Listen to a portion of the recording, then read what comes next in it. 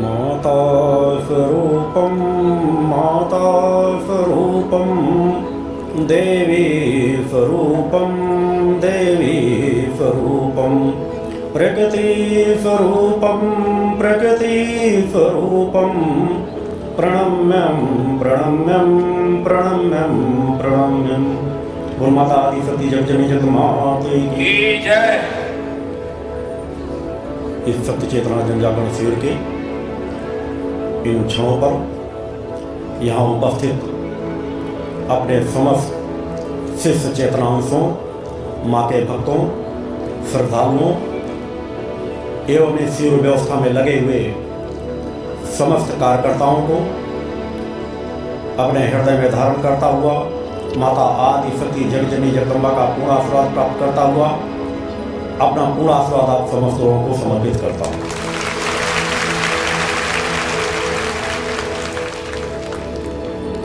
आज मौनी अमावस्या के अति महत्वपूर्ण दिन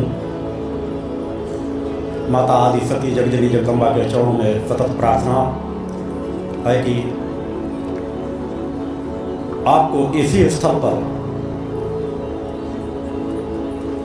प्रयाग कुंभ के स्नान का फल प्राप्त हो, नर्मदा के तट में स्नान करने का पूर्ण फल प्राप्त हो।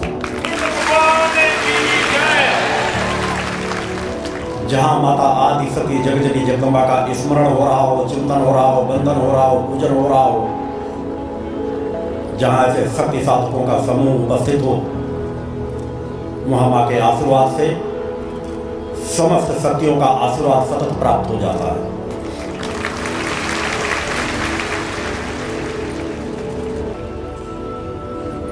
वर्तमान जिस काल परिस्थितियों के बीच हम आप सभी जीवन जी रहे हैं, हमारा और आपका सभी का दायित्व, जिम्मेदारियां भी उतनी ही बड़ी है। हमें सजगता के साथ एक एक कदम आगे बढ़ाना है, अपने जीवन में परिवर्तन लाते हुए, सत्य पथ पर चलते हुए, मानवता के पथ पर चलते हुए। हम मानव हैं, जिस मानव जीवन को पाने के लिए देव दुर्लभ कहा गया है। देवता भी जिस मानव जीवन को पाने के लिए तरसते हों, यह अनेकों ऋषियों मुनियों, साधु संतों, देव अवतारों ने भी इस मानव जीवन की बड़ाई बताई है कि मानव जीवन देवताओं के लिए भी दुर्लभ है। वह दुर्लभ क्यों है? क्योंकि मानव जीवन ही एक ऐसा जीवन है समस्त योनियों में कि मानव जीवन प्राप्त करके यदि आप धर्म पथ पर, ऋषित्व के पथ पर बढ़ना चाहें, पूर्ण मुक्त के पथ पर बढ़ना चाहें, तो केवल और केवल यही एक जीवन है कि मानव जीवन प्राप्त करके आप ऋषित्व को प्राप्त करते हुए परम धाम सिद्धाश्रम की प्राप्ति कर सकते हैं। उस परम धाम माता आदि सती जगजननी जगदम्बा के चरणों के दर्शन प्राप्त कर सकते हैं। वही सच्ची मुक्ति होती है।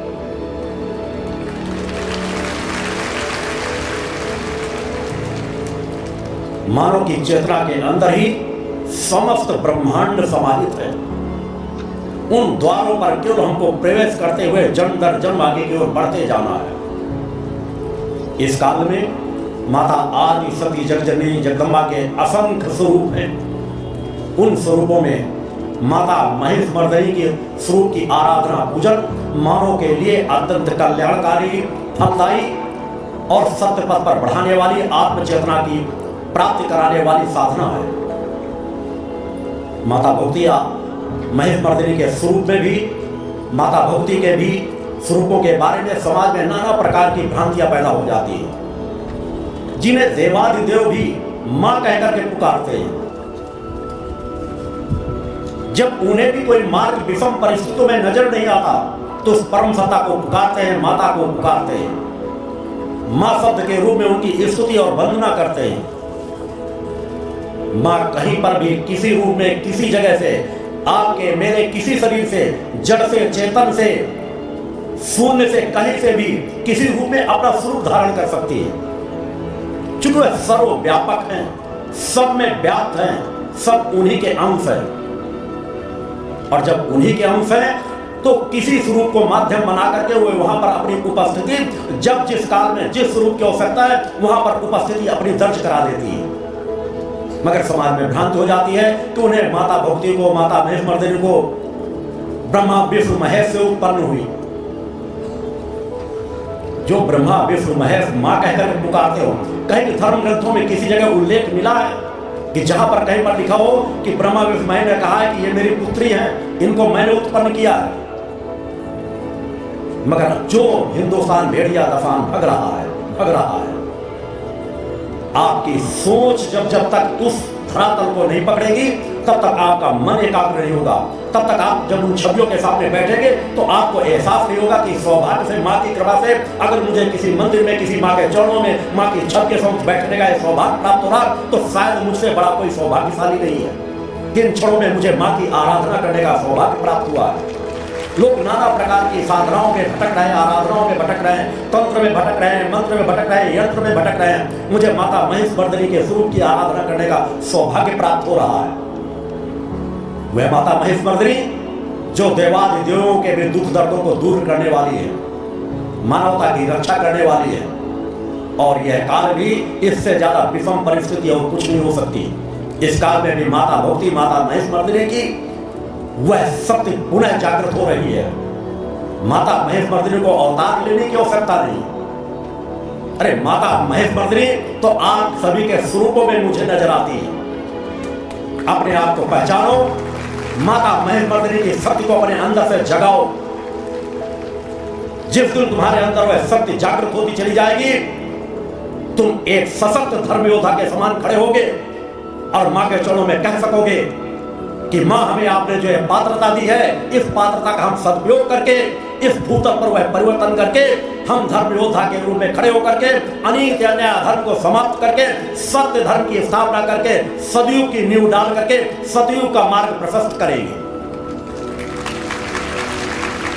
माता भक्ति की आराधना करके तो देखो। माता भक्ति से सहज, सरल, सुगम और कोई आराधना नहीं है। माता महेश्वरदेवी के स्वरूप में महालक्ष्मी, महासरस्वती, महाकाली के तीनों स्वरूप समाहित होते हैं। आपको अलग अलग किसी साधना करने की जरूरत नहीं कि आपको ज्ञान की जरूरत है तो आप सरस्वती की आराधना करें, आपको धन की जरूरत है तो आप लक्ष्मी की आराधना करें, आप शत्रुओं से प्रताड़ित है तो काली की आराधना करें। हमें सभी देवी देवताओं का नमन करना है। मगर अगर एक छवि में सभी त्रिशक्ति तीनों देवियों का लाभ लेना चाहें तो माता भक्ति का स्वरूप माता महेश्वरदेवी के स्वरूप से बढ़कर के दूसरा और कोई स्वरूप नहीं है। अतः जब भी आपको किसी पक्ष से आप शत्रुओं से प्रताड़ित हो, अज्ञानता से प्रताड़ित हो, आर्थिक रूप से प्रताड़ित हो, माता भक्ति महेश्वरदेवी की आराधना, वंदना, उनकी छवि अपने घर में रह करके पूजन आरती करना तो सीखो। दीपावली के दिन भी माता महेश्वरदेवी के स्वरूप की स्थापना करके पूजन आरती करो। तो माँ का क्या स्वरूप है? हमें माँ को सिर्फ माँ के रूप में स्वीकार करना है, माँ को माँ के रूप में मानना है। अरे माँ हमारे रक्षा के लिए, वो शत्रुओं का संहार करने के लिए क्या स्वरूप धारण करती है? यह माँ का स्वरूप है। हमें तो हर स्वरूप में माँ की ममतामयी झांकी नजर आती है, माँ की कृपामयी झांकी नजर आती है, माँ की करुणामयी झांकी नजर आती है। माँ का इससे महेश्वरदेवी के स्वरूप से और उत्तम स्वरूप क्या होगा? जो शत्रुओं का संहार करके इस मानवता की रक्षा करती हैं, शत्रुओं का संहार करके, असुरों का संहार करके देवताओं को भी सुख, शांति और समृद्धि प्रदान करती है। इस काल में भी हमें आप सभी को उस माता महेश्वरदेवी के स्वरूप का स्मरण मन मस्तिष्क पर सदैव बनाए रखना है। और दुर्गा चालीसा का जो अखंड पाठ समाज को दिया गया है, जो पंचोद सत्य सिद्धाश्रम मेरे आश्रम में पिछले 16 वर्षों से माँ का जो अखंड पाठ चल रहा है दुर्गा चालीसा का अनंत काल के लिए, आप जो दुर्गा चालीसा का नित्य, आप कोई साधना, आराधना, भक्ति, कोई ज्ञान नहीं है, एक बार वह स्तुति नित्य प्रति करना सीखो। एक बार वह मूल ध्वज में जाकर के माँ के चरणों में नमन करके वहां चल रहे अखंड पाठ से अपने रिश्ते को जोड़ लो। आप देखोगे कि आप इसके पहले चाहे हजारों पाठ करते रहो, जब वहां जाकर के माँ के चरणों में नमन करके आप अपने घर में यदि नित्य एक पाठ भी करेंगे, आपके घर में सुख, शांति और समृद्धि आएगी। आवश्यकता है मैंने कहा माँ के उसी स्वरूपों का एहसास करके, मन मस्तिष्क को एकाग्र करके कि हमें इस भयावह वातावरण में इस कलिकाल के वातावरण में दीनहीन भिखारियों का जीवन नहीं जीना। हम उस परम सत्ता के अंश हैं। भौतिक जगत में हमारे पास क्या है क्या नहीं, इसे आंकलन न करो। आंकलन करो कि उस परम सत्ता का अंश हमारे अंदर बैठा है। हमसे महान, हमसे विराट कोई नहीं है। और सकता है हम अपनी विराटता, अपनी महानता को जागृत करके उसके समझने का प्रयास करें और नित्य मां के चरणों में प्रार्थना बंधन करें, भक्ति, ज्ञान और आत्मशक्ति की कामना लेकर के।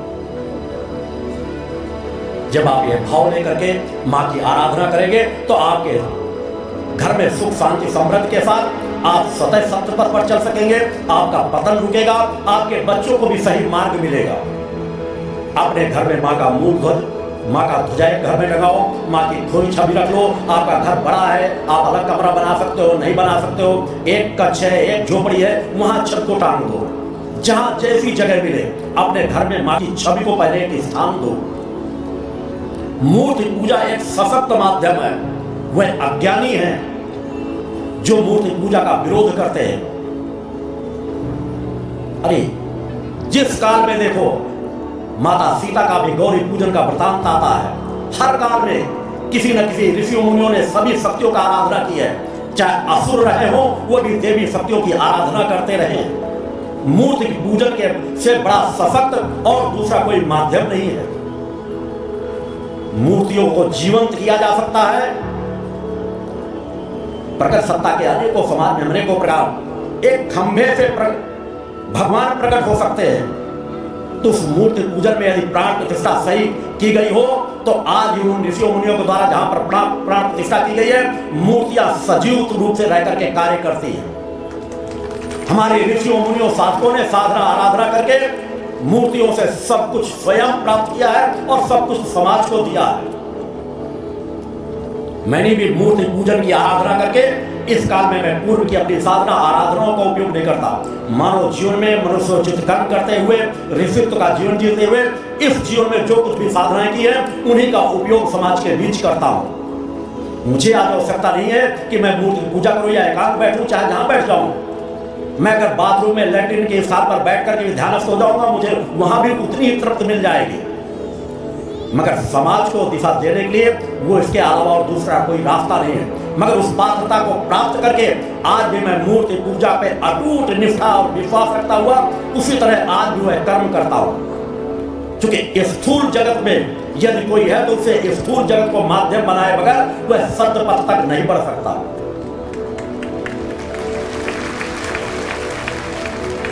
अतः मूर्ति पूजा पर पूर्ण अटूट निष्ठा विश्वास रखो। और मां की आराधना में जो एक इस काल में सबसे बड़ा अपराध हो रहा है, उस अपराध से अपने आप को बचाओ, अपने बच्चों को बचाओ। अन्यथा यह अपराध ही मनुष्य के वर्तमान पतन के कारणों में एक महत्वपूर्ण कारण है। देवी देवताओं के नाम पर बलि चढ़ाई जाती है, जवारे बोए जाते हैं मां के नाम पर, और वहां अंडा और शराब रखी जाती है। इससे बड़ा दुर्भाग्य और समाज का कुछ नहीं हो सकता। आपकी कोई भी की हुई पूजा फलीभूत नहीं होगी अगर मां के नाम पर आप जवारों पे अंडा और शराब चढ़ाते हैं। आप उस परंपरागत क्रम से भटकते चले आ रहे हैं कि कोई जो शराबी थे, मांसाहारी थे, वह शराब और अंडे चढ़वाने लगे और समाज उसी प्रक्रिया में चलता चला गया। जो नई पीढ़ी आ तो कहते हमारे पिताजी करते थे, हमारे पिताजी बलि देते थे। तुम्हारे पिताजी वही अपराध करते रहे, तुम वही अपराध कर रहे हो। और जब तुम्हारे बच्चे आएंगे वो सत्य को जानना नहीं चाहेंगे, वो भी कल यही कहेंगे हमारे पिताजी ऐसा बलि चढ़ाते थे, हमारे पिताजी अंडा देते, हम न देंगे शायद हमारा अनर्थ हो जाए।